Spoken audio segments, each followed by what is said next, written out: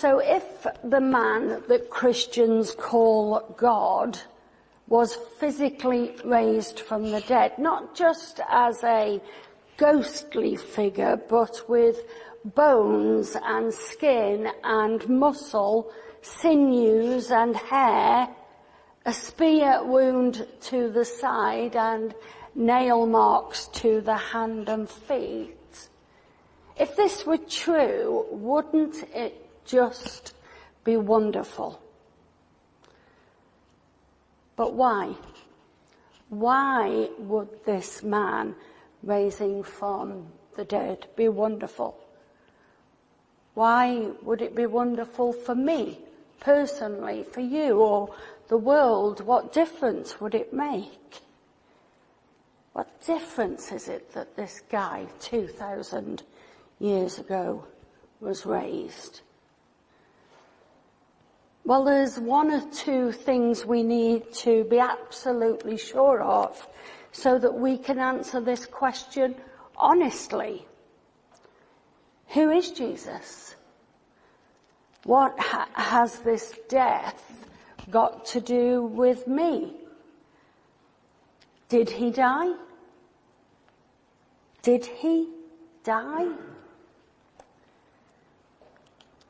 If the Christian faith stands on the resurrection of Jesus, then that's what we need to be sure of, isn't it? That Jesus was dead on the cross. He died on the cross. When they put him in the tomb, we need to be sure that Jesus was a corpse.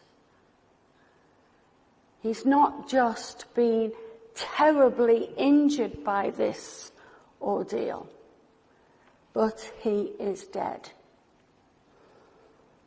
Well, the death of Jesus is such a massive central point in history that we've been celebrating his rising for 2,000 years.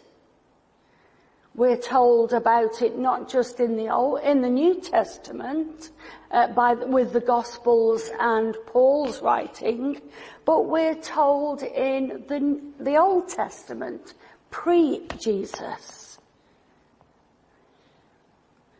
We're told by the prophets. We're told of his birth and his death. We're told in the Old Testament of the suffering servant who will be pierced for our transgressions and will bear our punishment. We read in the Old Testament of the man whose hands and feet will be pierced, along with other details of the crucifixion.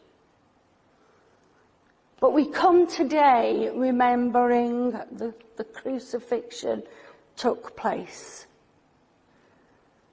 But is he dead? Well, Matthew writes that when Jesus had cried out again in a loud voice, he gave up his spirit. Mark tells us with a loud cry, he breathed his last.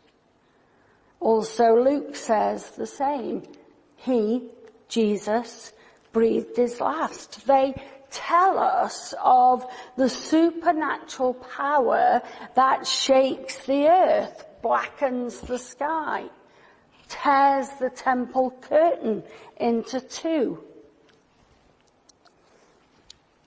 The centurion, as he witnessed Jesus' death, says, "Surely this man is of God." This is a bit of a shock, him saying this, because perhaps he has been one of the soldiers who has hammered those nails into the flesh of Jesus. And if he's not, he's one that has been taunting this man who has been dying a terrible death, a death in agony. But is he dead? Let me read from John 19, from verse 30. When he had received the drink, Jesus said, "It is finished." With that he bowed his head and gave up his spirit. Now it was the day of preparation. The next day was to be a special Sabbath, because the Jewish leaders did not want the bodies left on the crosses during the Sabbath. They asked Pilate to have the legs broken and the bodies taken down. The soldiers therefore came and broke the legs of the first man who had been crucified with Jesus, and then they broke the legs of the other. But when they came to Jesus and found that he was already dead, they did not break his legs. Instead, one of the soldiers pierced Jesus' side with a spear, bringing a sudden flow of blood and water.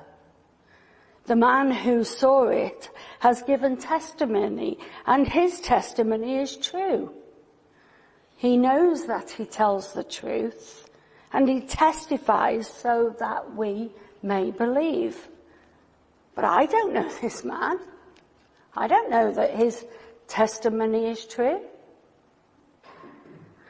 Well, crucifixion was the most brutal form of punishment known to man. While hanging on a cross, nails by hands and feet, the only way they could breathe was to push up on a little plinth, which must have been agony with nails in your feet. But this would allow air into the lungs. You can't imagine the searing pain of pushing your feet on this rough piece of wood, pushing against metal, rusty and dirty.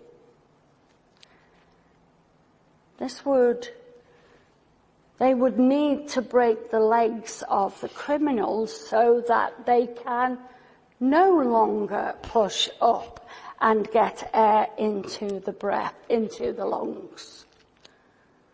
But mercifully, with the legs broken, they would die quickly. Crucifixion was barbaric.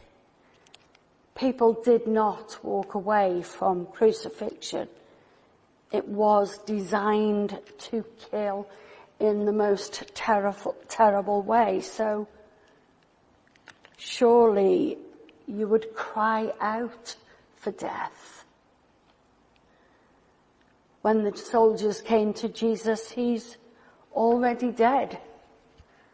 But just to make sure, the soldier thrusts the spear into his side, piercing his heart and lungs, releasing blood and water. This information proves that Jesus has lost so much blood as he had been flogged. And the water has collected around Jesus' lungs and heart. Apparently the body's attempt to keep vital organs safe. But the flogging itself is enough to kill Jesus. It's no wonder this man can't carry his cross. Jesus couldn't survive his crucifixion. We can be 100% sure that Jesus is dead. And then there's the accounts written. They've been written by first generation eyewitnesses, or first generation eyewitnesses who give and hand down their information to others to write the account. Luke carefully investigated the information he had in front of him. Scribes would carefully investigate the information. there is no doubt that Jesus is dead. So there can be no doubt that when Joseph of Arimathea took the body of Jesus off the cross and placed him in the tomb, we read that this evidence is true. Jesus has been murdered. And this is the most wonderful news for us. I can't bear the thought of our Lord dying in such an horrific way, but this is the good news of Jesus Christ. And it's exactly as the Father had planned it. But why is the murder of this man such good news to the world? Jesus is in the tomb where his body should stay until there is bone left and nothing else. But this is Jesus, isn't it? I don't know about you, but there's something usually in our lives that we remember. For me, it is the death of Elvis Presley. Me and my sister, we used to go to our Auntie Margie's every summer holiday, and we loved to go. And one day we were in the living room, and Auntie Marge came in, and she looked really sad, and she said, "Elvis Presley's dead." Well, their daughter, Sue, my cousin, she walked into the room sobbing her heart out. She was madly in love with Elvis Presley. The king of rock and roll was dead. And every time I hear the music playing, it takes me back to that moment. It's that moment that I'll never forget, and we all have a moment similar to that. Well, these women who go to the tomb, they're never going to forget this moment. Just imagine how terrified they are. There's a man who moves the stone that is covering the doorway. Imagine how terrifying it must be to see him roll the stone away. But imagine the joy when they see the tomb is empty. It's a mixture of the two, isn't it? Terror and joy. How do you have those two pieces of information into your body? How do you cope with that? Joy and terror, terror and joy. Which do you do first? But they've taken the oils and the spices to wrap Jesus' body in the proper way for burial. Because the first burial was over and done with because of the Sabbath. This is the last thing they can do for Jesus. And probably they just want to be with this man who they love. But we're told there's an earthquake, and then angels and guards, and the sky goes black. And there's the message to the disciples that Jesus will meet them in Galilee. There's so much going on at the tomb. But this is supposed to be a graveyard. This is supposed to be a peaceful place where we come and reflect. But there's only one explanation to what's happening here in this chaos. God is at work. We're reading about the supernatural power of God. But he isn't showing his power for his own sake. Look what I can do raising my son. He isn't even doing Jesus a favour by taking him out of death. God is starting something new. And everyone will remember till the day they die. What have they experienced on this day? Where were you? What were you doing on the day that you first heard this miracle? What did you feel? Were you terrified or were you filled with joy? God has promised to bring in a new world. And he's done it there and then, right in front of their eyes. Starting in Galilee, the news will spread and it will go around the globe. When we read these verses, we should remember that we are reading the genuine personal memories of the women and the disciples, precious moments in time. I can imagine when they're telling friends and family and loved ones, they're stuttering over their words. It was amazing. It was terrifying. It was joyful, and I can't believe it happened.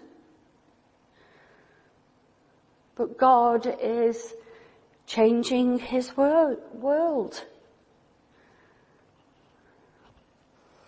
Just imagine being the witnesses to this. The greatest gift ever given to mankind, and they are the witnesses. It's totally amazing. It's utterly and totally true. And it's terrifying. And it's awesome. And it's mind-blowing. And it's true. And yes, Jesus is dead. And as they laid him in the tomb, yes, he was a corpse. And the question, why is this good news? What's it got to do with me? Well, because it's God's purpose. God's purpose being fulfilled.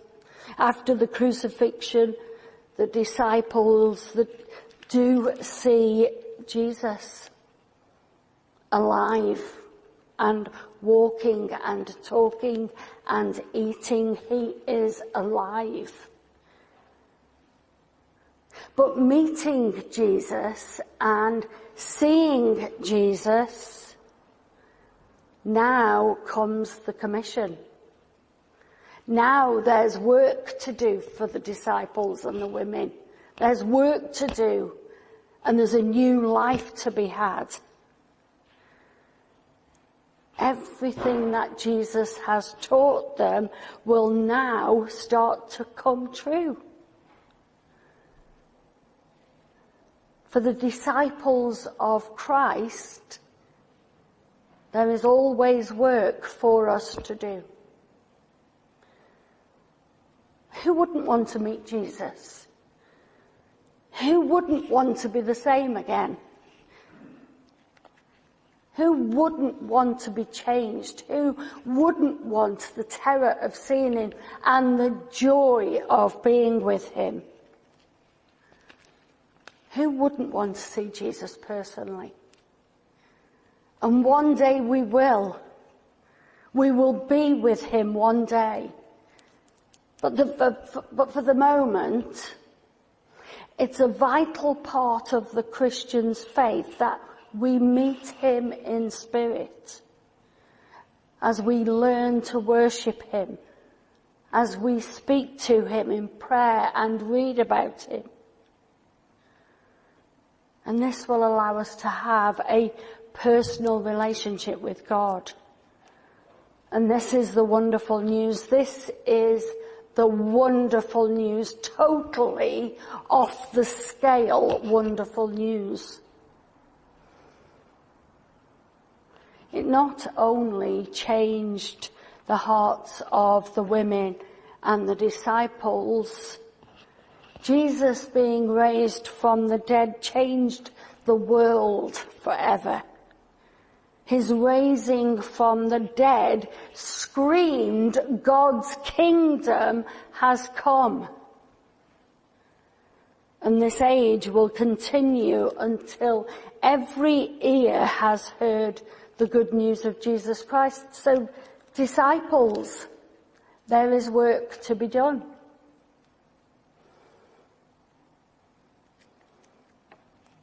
Jesus did not go to the cross to die and be raised from the dead for no reason. That would be pointless. He was unfairly arrested. He was beaten and spat on. He was crucified. Why? One word, isn't it? Love. An outstanding, staggering love for the whole human race. He endured evil. He was killed by man. He died in your place.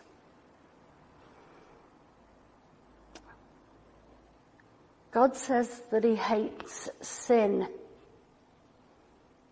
but I don't. And in fact, I like it more than I would want to admit. We just can't turn away from sin, can we? Even when we are doing everything in our power to stay away from sin. It's impossible, isn't it? But we can't get into heaven if we're drenched in sin. And Jesus on the cross has swapped sin and purity. He doesn't want us to be condemned to hell. So God sent his precious Son to die on the cross. And the miracle is Jesus becomes sin and I become as pure as he is. And what's wonderful is he's offered that to every evil sinner that walks the streets today. He even offers that to those who hate him. Jesus says to us all, turn to me, believe in me, trust in me, and I will offer you life.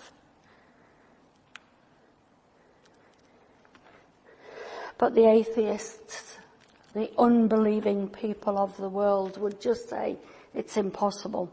Everything is impossible that Jesus says. But we return with, everything is possible for God. It is Easter. Easter Day. He is risen. Perhaps we were sad on Friday, when it was Good Friday. Perhaps we were sad that Jesus was being crucified. Perhaps we mourned yesterday for Holy Saturday. Perhaps we mourned Jesus. Perhaps we were concerned that he was in that cold, dark tomb. But that's okay. Because we can mourn him. We can be sad. For today, we are joyful. He is risen. And because of that, we are alive. Today we celebrate. The Lord of the universe is risen. And those of us who have met him, we can rejoice. because he died and he rose again just for you. And that's got to be the good news, hasn't it? That is good news. As horrible as you might feel because of your life choices, as dark and as black as they might be, Jesus says, come to me and I will make you clean.